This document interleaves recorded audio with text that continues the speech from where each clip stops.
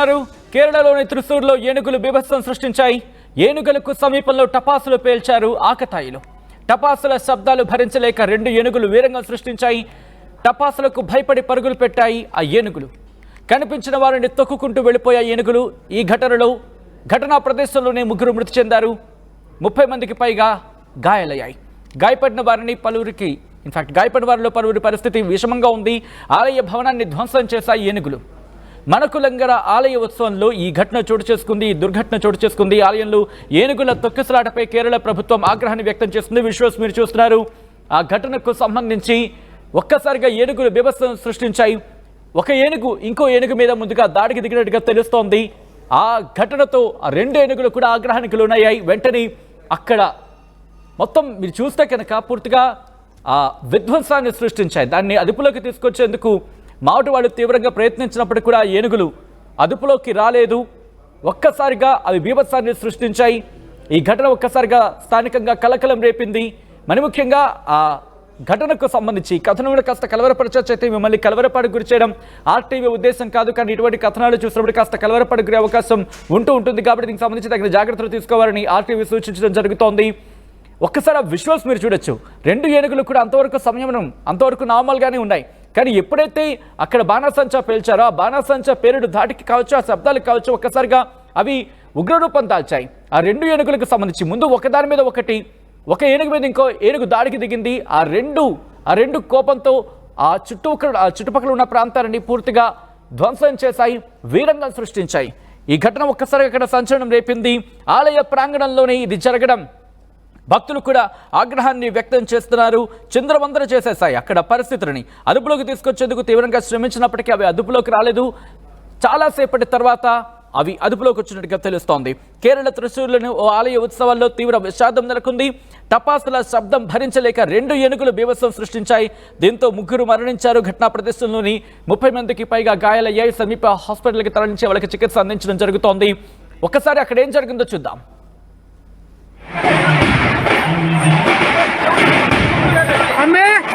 ఏదో pen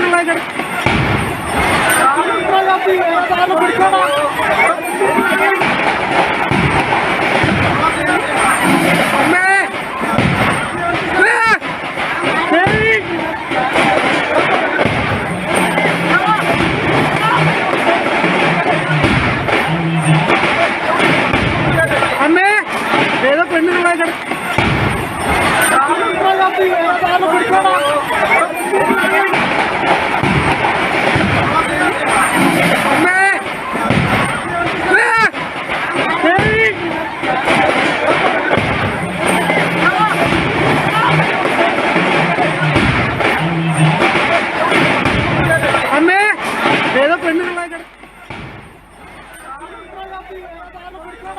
visuals మీరు చూడొచ్చు. ముందుగా ఎప్పుడైతే బాణాసంచా పేరుడు ఇన్ఫాక్ట్ మీరు చూస్తే కనుక అక్కడ కంటిన్యూ అవుతున్నది కానీ మనం భావించాలి. ఎప్పుడైతే ఆ బాణాసంచా పేరుడు విన్నాయో ఒక ఏనుగు ఇంకో ఏనుగు మీద దాడికి దిగింది. అంటే అది ఆ ఘటనకు సంబంధించి ఆ శబ్దాలు భరించలేక అవి అటు ఇటు పారిపోయే ప్రయత్నం చేస్తాయి. ఆ నేపథ్యంలో ఒక ఏనుగు సంబంధించి ఇంకో ఏనుగు మీద దాడికి దిగింది. ఆ తర్వాత గాయమైంది. ఆ గాయమైన తర్వాత ఇంకొక ఏనుగు, 2 కూడా ఎటువైపు వెళ్లాలో తెలియక పరుగులు పెట్టాయి, చిందరవందర చేసేస్తాయి, పారిపోయే ప్రయత్నం చేస్తాయి. అక్కడి నుంచి పారిపోయే ప్రయత్నం మీరు చూడొచ్చు. ఎగ్జాక్ట్గా అవి ముందుగా అటువైపు డైరెక్షన్, ఆపోజిట్ డైరెక్షన్లో వెళుతున్న సిచ్యువేషన్. ఆ తర్వాత ఎప్పుడైతే బాణసంచా ఆ పేరుడు విన్నాయో ఒకదాని మీద ఒకటి అలా 2 కూడా దాడి చేసుకున్న పరిస్థితి. ఆ తర్వాత అక్కడ ఉన్న పరిస్థితిని అటు చుట్టుపక్కల ఉన్న ఆ వస్తువులన్నీ కూడా కింద పడేసి చిందరవందర చేసాయి, పరుగులు పెట్టాయి. అక్కడ ఘటనకు సంబంధించి ఎప్పుడైతే జరిగిందో ఆ చుట్టుపక్కల ఆ ఏనుగులకి ఆ రెండు ఏనుగులకి చుట్టుపక్కల ఉన్న వాళ్ళ మీద ఆ ఇంపాక్ట్ చూపించింది. అవి ఎటు పరుగులు పెడుతున్నాయి ఎవరికీ అర్థం కాలేదు. అక్కడ కింద పడేస్తున్నాయి, చిందరవందర చేస్తున్నాయి, ఒకదాని మీద ఒకటి ఎక్కి కొట్టేసుకుంటున్నాయి. ఆ తర్వాత అక్కడ పరిస్థితిని పూర్తిగా చిందరవందర చేసేస్తున్నాయి. మావటి వాళ్ళు అక్కడికి వాటి మీదకి ఎక్కి వాటిని అదుపులోకి తీసుకొచ్చే ప్రయత్నం చేశారు. కానీ ఎక్కడ అదుపులోకి రాలేదు. ఇది గమనించిన భక్తులు అక్కడ పరుగులు పెట్టే ప్రయత్నం చేశారు. ఈ పరుగులు పెట్టిన నేపథ్యంలోని స్టాంపేడ్ చోటు చేసుకుంది, అంటే తొక్కిసలాట చోటు చేసుకుంది. వెంటనే అక్కడ అధికారులు రంగంలోకి దిగినప్పటికీ కూడా పరిస్థితి అదుపులోకి వచ్చిన సిచ్యువేషన్ లేదు. అయితే ముందుగా స్థానికుల్ని గాయపడిన వాళ్ళకి సంబంధించి స్థానికంగా ఉన్న హాస్పిటల్కి తరలించి వాళ్ళకి చికిత్స అందించడం జరిగింది. ఈ ఘటన మీద కేరళ ప్రభుత్వం కూడా ఆగ్రహాన్ని వ్యక్తం చేసింది. ఎందుకు జరిగిందనే అంశానికి సంబంధించి కోయిలండి కురువాంకడలోని మణకులంగర ఆలయంలో ఈ ఉత్సవానికి సంబంధించి అక్కడ ఉత్సవం జరుగుతోంది. ఈ ఉత్సవాల్లో ఈ దుర్ఘటన చోటు చేసుకుంది. ఒక ఏనుగు మరియు ఏనుగుకి సంబంధించి 2 ఏనుగులు కూడా ఒకదాని మీద ఒక దాడి చేసుకుని శబ్దాలు భరించలేక ఆ తర్వాత 2 పరుగులు పెట్టడం, చిందరవందర చేసడం, ధ్వంసం చేసేయడం.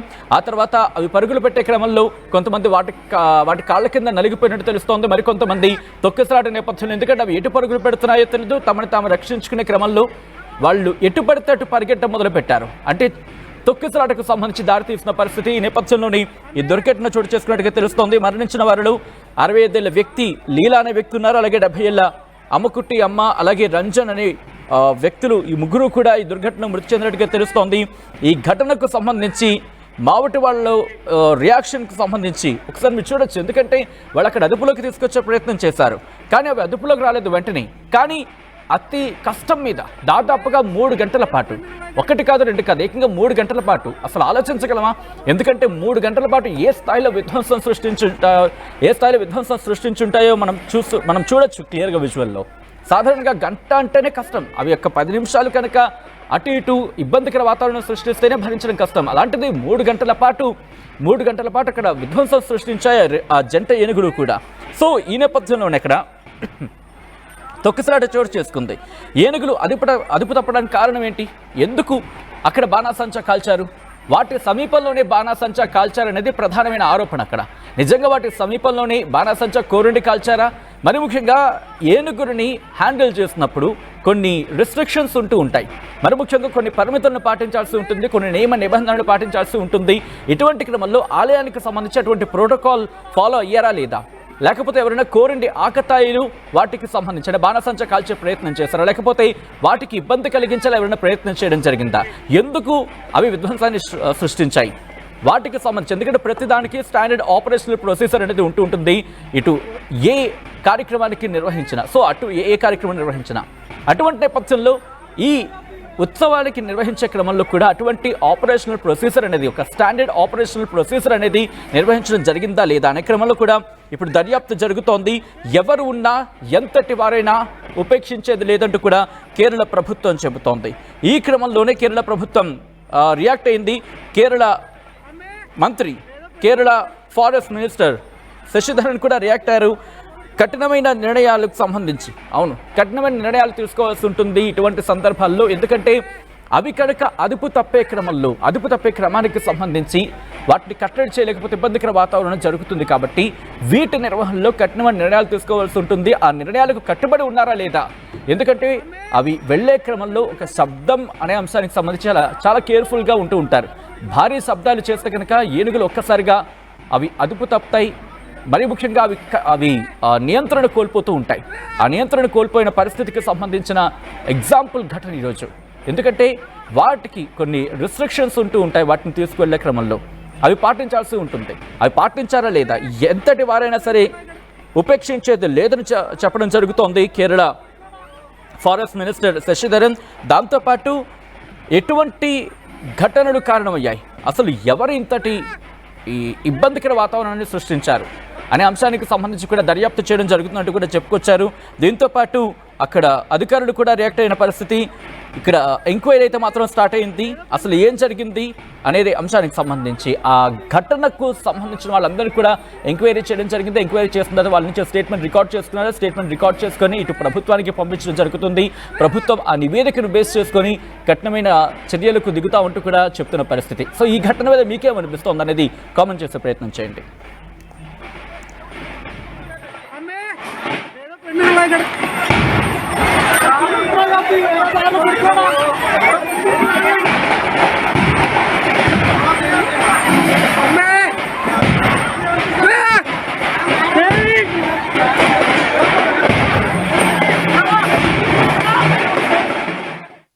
ఆర్టీ